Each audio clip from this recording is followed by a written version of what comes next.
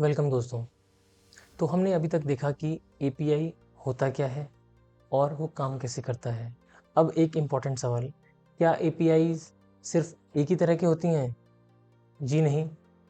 आज हम देखेंगे 4 डिफरेंट टाइप्स ऑफ एपीआईज़ और मैं गारंटी देता हूँ कि इनके नाम आपने पहले भी सुने होंगे। बेशक आपको ये पता ना हो कि ये डिफरेंट टाइप्स ऑफ एपीआईज़ ही हैं। तो सबसे पहले मैं आपको सभी एपीआईज़ के नाम बताऊँगा, उसके बाद एक-एक करके इनको हम डिटेल में समझेंगे। सबसे पहला है रेस्ट एपीआई। इसमें एक सिंपल रिक्वेस्ट जाती है और उसका सिंपल एक रिस्पॉन्स आता है, सिंपल और सीधा। Second is SOAP API. इसमें वेरी स्ट्रिक्ट रूल्स होते हैं। इसमें हम एक्सएमएल का यूज़ करते हैं। मेनली गवर्नमेंट और बैंक्स के जो डेटाबेसेस हैं वहाँ पर ये ज़्यादा यूज़ होता है। Fourth type is GraphQL. इसमें क्लाइंट डिसाइड करता है कि क्या डेटा चाहिए, कितना डेटा चाहिए, एग्जैक्टली उतना ही डेटा फेच होकर आता है। Fourth type is web socket API. इसमें क्या होता है, कनेक्शन खुला रहता है, क्लाइंट और सर्वर के बीच का कनेक्शन ओपन रहता है, कोई भी किसी भी टाइम पर अपना जो रिक्वेस्ट रिस्पॉन्स है वो भेज सकता है। ये बेसिकली चैट एप्लीकेशंस में यूज़ होता है। फ्यूचर में हम इसके और एग्जांपल्स देखेंगे। तो सबसे पहले हम समझते हैं रेस्ट एपीआईज़। ये सबसे ज़्यादा पॉपुलर टाइप ऑफ एपीआई है और वर्ल्ड में 80% एपीआईज़ रेस्ट एपीआईज़ ही हैं। अगर आपको सिर्फ एक ही टाइप की एपीआई सीखनी है तो सिर्फ रेस्ट एपीआई भी सीख सकते हो। इसी से आपका ज़्यादातर काम चल जाएगा। रेस्ट एपीआई सिर्फ 4 काम करती है: get, post, put and delete. इन्हें याद करने का एक आसान तरीका है CRUD ऑपरेशंस। जो CRUD ऑपरेशंस होते हैं, create, read, update, delete. Get का मतलब होता है रीड करना, यानी कि जैसे कि मुझे कुछ लिस्ट चाहिए, जैसे लिस्ट ऑफ पेट्स। मैं यहाँ पेट्स वाला एग्जांपल इसलिए ले रहा हूँ क्योंकि AWS में टेस्टिंग पर्पसेस के लिए एक डिफ़ॉल्ट बैकएंड हमें दिया गया है जिसमें पेट्स का डेटा आता है, डॉग, कैट, उनकी कुछ डिटेल्स आप फेच कर सकते हो। इसलिए मैं आने वाले एग्जांपल्स में पेट्स वाले एग्जांपल को ही यूज़ करूँगा। तो गेट से हम क्या करते हैं, कुछ डेटा रीड करना हो, कुछ डेटा हमें फेच करना है, जैसे कि लिस्ट ऑफ पेट्स हमें चाहिए, तो वो आप गेट मेथड से रिक्वेस्ट कर सकते हो। तो गेट मतलब रीड, पोस्ट मतलब कुछ क्रिएट करना, सी, जैसे कि किसी नया पेट, कोई नया पेट आपको बैकएंड में ऐड करना है। आजकल तो किसी भी तरह के कई तरह के पेट्स आते हैं। जैसे अगर आपको कोई नए तरीके का कोई नया पेट है, कोई नया पपी है, डॉग है, उसका कुछ पर्टिकुलर नाम है, एज है, कलर है, ये ट्रेट्स हैं, ये आपको ऐड करना है बैकएंड में, तो आप पोस्ट मेथड का यूज़ करके आप इसको ऐड कर सकते हो। याद रहे ये सारे जो मेथड्स हैं, ये गेट, पोस्ट, पुट, डिलीट, इनको हम डिटेल में आने वाली वीडियोस में समझेंगे। अभी मैं मोटा मोटा बता रहा हूँ। पुट मतलब अपडेट करना, किसी डेटा को अपडेट करना। कोई पेट है, उसका जैसे कोई वैक्सीनेशन रिकॉर्ड है, आपने वैक्सीनेशन लगवा ली है, अब हमें डेटाबेस में एंट्री करनी है कि वैक्सीनेशन इज़ डन, या फिर वैक्सीनेशन में कोई फ्लैग है ट्रू फॉल्स, वो अब पहले फॉल्स था, अब उसे ट्रू करना है, तो उसके लिए आप पुट रिक्वेस्ट भेज सकते हैं पीछे। सेम पेट का डेटा जो बैकएंड पर एग्जिस्ट करता है उसको अपडेट करने के लिए। फोर्थ इज डिलीट ऑपरेशन, यानी कि जैसे किसी पेट का आपको डेटा डिलीट करना है। कोई बहुत सारे पेट्स मैनेज करता है, कोई एक पेट है जो बिक गया है, अब सेल ऑफ हो गया है, आपको लिस्ट से हटाना है, तो उसके लिए आप डिलीट मेथड का यूज़ करते हैं। तो ये CRUD, ये जो हैं इनको हम बोलते हैं CRUD ऑपरेशंस। इसको एक और एग्जांपल से समझते हैं। जैसे अगर आप लोग इंस्टाग्राम तो बहुत यूज़ करते ही होंगे, तो अगर आप इंस्टाग्राम पर जैसे रील्स देख रहे हो तो वो एक गेट रिक्वेस्ट है। गेट रिक्वेस्ट से आपका जो वीडियोस हैं वो फेच होते हैं और आपको डिस्प्ले होते हैं। अगर आप फ़ोटोज़ अपलोड करते हो तो वो एक पोस्ट रिक्वेस्ट होगी। जब आप किसी फ़ोटो का कैप्शन एडिट करते हो, जो ऑलरेडी कैप्शन है डेटाबेस में, उसको जब आप एडिट करते हो तो उसके लिए हम पुट रिक्वेस्ट यूज़ करते हैं। और अगर मान लो गलती से आपने कोई गलत पोस्ट डाल दी या आप उस पर बहुत सारे हेट कमेंट्स आ रहे हैं, तो आप उस पोस्ट को डिलीट कर देते हो, जिसके लिए डिलीट रिक्वेस्ट जाती है। तो कुल मिला के सब कुछ रेस्ट एपीआई ही है। और एक इम्पॉर्टेंट बात, इस सीरीज़ में एपीआई गेटवे में हम रेस्ट एपीआईज का बहुत यूज़ करेंगे, तो इसके सारे कंसेप्ट आप पहले ही क्लियर कर लो। Second type is SOAP API, simple object access protocol, लेकिन इसको मैं बोलता हूँ स्ट्रिक्ट ओल्ड एज्ड प्रोटोकॉल, क्योंकि ये काफ़ी पुराना प्रोटोकॉल है, क्योंकि ये बहुत ही स्ट्रिक्ट स्टाइल का पुराना प्रोटोकॉल है। सोप में सारी कम्युनिकेशन XML में होती है। XML मतलब डेटा को टैग्स में लिखना। ये कुछ ऐसा दिखता है जैसे आपका पेट है, कोई डॉग है, उसका नेम है ब्रूनो, तो ये नेम टैग में लिखा जाएगा ब्रूनो एनिमल क्या क्या है, ये डॉग है, कैट है, उसके लिए अलग टैग लिखा जाएगा।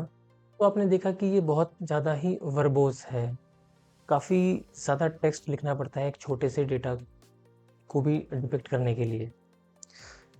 तो यहाँ पर हम देख सकते हैं कि सिर्फ ब्रूनो इज़ अ डॉग, ये लिख सिर्फ इतना बताने के लिए हमें ये सब कुछ टाइप करना पड़ा। अगर यही सेम डेटा हमें रेस्ट एपीआई में लिखना हो जेसन फॉर्मेट में, तो वो कुछ इस तरीके से लिखेंगे, है ना, कितना छोटा है ना।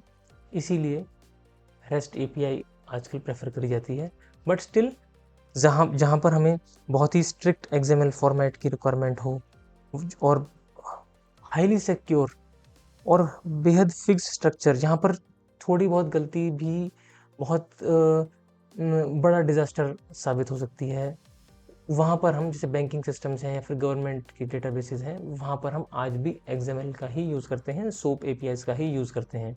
देखो, ज़्यादातर जो आपके प्रोजेक्ट्स होंगे, अगर आप जाते हो इंटरव्यूज़ वगैरह में भी, तो rest API is more important, और मोस्ट प्रोबेबली आप अपनी लाइफ में शायद रेस्ट एपीआई पे ही काम करोगे अगर आप एपीआईज की फील्ड में काम करते हो तो। बट कुछ प्रोजेक्ट्स हैं, अगर आप किसी बैंकिंग प्रोजेक्ट में, जैसे अगर आप जाते हैं कुछ गवर्नमेंट का डेटा हैंडलिंग वाले प्रोजेक्ट में जाते हैं, ये प्रोजेक्ट्स भी रियल वर्ल्ड में, मैं अपने एक्सपीरियंस से बता रहा हूँ, काफ़ी लॉन्ग टर्म प्रोजेक्ट्स होते हैं, तो इसमें सोप एपीआईज का यूज़ होता है। तो इसमें फिर डेडिकेटेड आपका एक लॉन्ग टर्म प्रोजेक्ट XML में ही होता है, आपका बहुत सारा टाइम XML लिखने में, उन्हें ठीक करने में, क्रिएट करने में जाता है। तो आपको सोप एपीआईज का आइडिया होना चाहिए कैसे काम करती हैं, बट हम ज़्यादातर फोकस अपना करेंगे रेस्ट एपीआईज पर।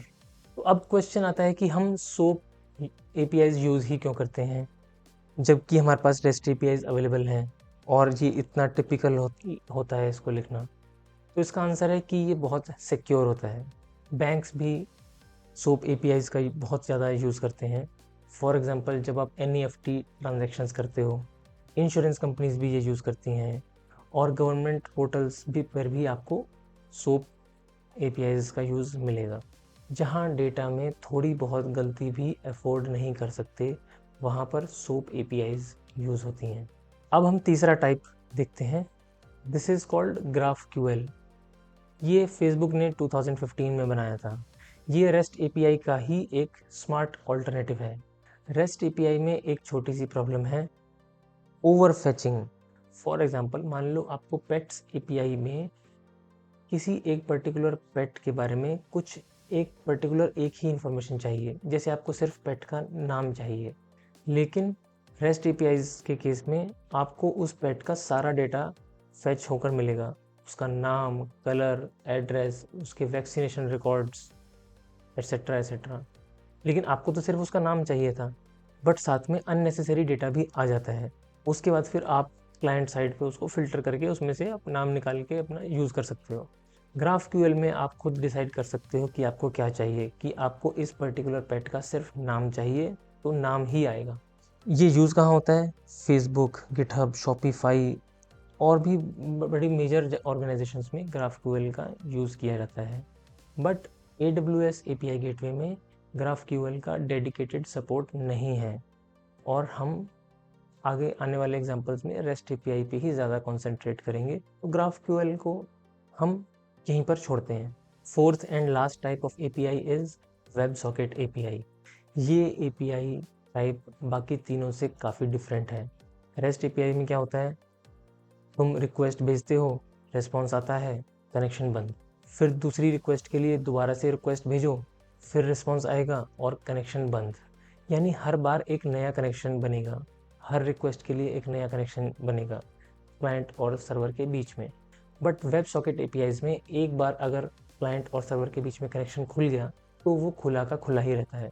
दोनों तरफ से, क्लाइंट और सर्वर दोनों तरफ से कोई भी किसी भी टाइम डेटा भेज सकता है और रिसीव कर सकता है। फॉर एग्जाम्पल, जैसे व्हाट्सएप पे आप मैसेजिंग करते हो, चैट करते हो, तो उसमें बार बार क्लाइंट सर्वर पिंग नहीं करते एक दूसरे को कि कोई नया मैसेज है क्या, कोई नया मैसेज है क्या, do you have new message, अगर है मैसेज तो उसको डिस्प्ले करो, ऐसा नहीं होता। वो कनेक्शन खुला रहता है और जब भी कोई मैसेज भेजता है तो वो मैसेज सीधा पुश हो जाता है और आपको डिस्प्ले हो जाता है। यही है वेब सॉकेट एपीआई। यही चीज़ आपको, जैसे आप कभी कोई वेब एप्लीकेशन देख रहे हैं जिसमें क्रिकेट का मैच चल रहा है और लाइव क्रिकेट स्कोर्स आ रहे हैं, तो आपको बार बार रिफ्रेश नहीं करना पड़ता। वो क्रिकेट का स्कोर आपकी स्क्रीन पर वहीं पर रिफ्लेक्ट करता है, लाइव चेंजेस आपको दिखते रहते हैं। ये पॉसिबल होता है वेब सॉकेट एपीआई की हेल्प से। इसका एक और एग्जांपल है ऑनलाइन गेमिंग। जैसे उसमें आप पबजी खेलते हो, फ्री फायर खेलते हो, इसमें रियल टाइम में सभी प्लेयर्स का मूवमेंट एक दूसरे को दिखता रहता है। क्यों? वेब सॉकेट एपीआई की वजह से। AWS API गेटवे भी वेब सॉकेट API का डेडिकेटेड सपोर्ट प्रोवाइड करता है। जब हम आगे आने वाले वीडियोस में देखेंगे, जब हम AWS कंसोल पर API क्रिएट करने के लिए आगे जाते हैं, तो कंसोल पर आपको different types of API select करने के लिए दी जाती हैं। आप उसमें से सेलेक्ट कर सकते हो कि आपको REST API चाहिए या वेब सॉकेट API चाहिए। वेब सॉकेट API पर भी हम एक चैट एप्लीकेशन बना के एग्जाम्पल दिखाएंगे आपको आने वाले वीडियोज़ में। स्क्रीन पर जो आपको स्लाइड दिख रही है, आप इसका स्क्रीनशॉट ले सकते हैं। ये आपको इंटरव्यूज़ में APIs की जो डिफरेंट टाइप्स ऑफ APIs कौन सी होती हैं, इनमें डिफरेंस क्या होता है, इसके सारे आंसर्स आपको इस एक स्लाइड में मिल जाएंगे। इंटरव्यू देने से पहले बस इसको आप एक बार रिवाइज कर लेना। तो अब हम समराइज करते हैं।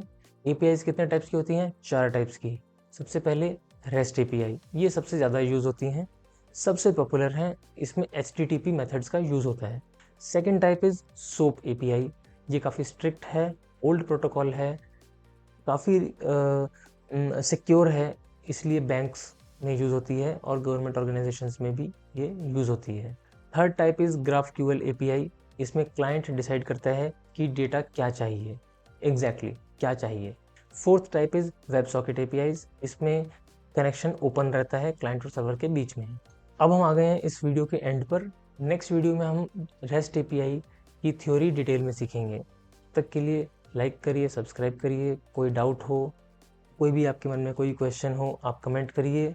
मैं कोशिश करूँगा हर कमेंट का रिप्लाई करने के लिए। Thank you.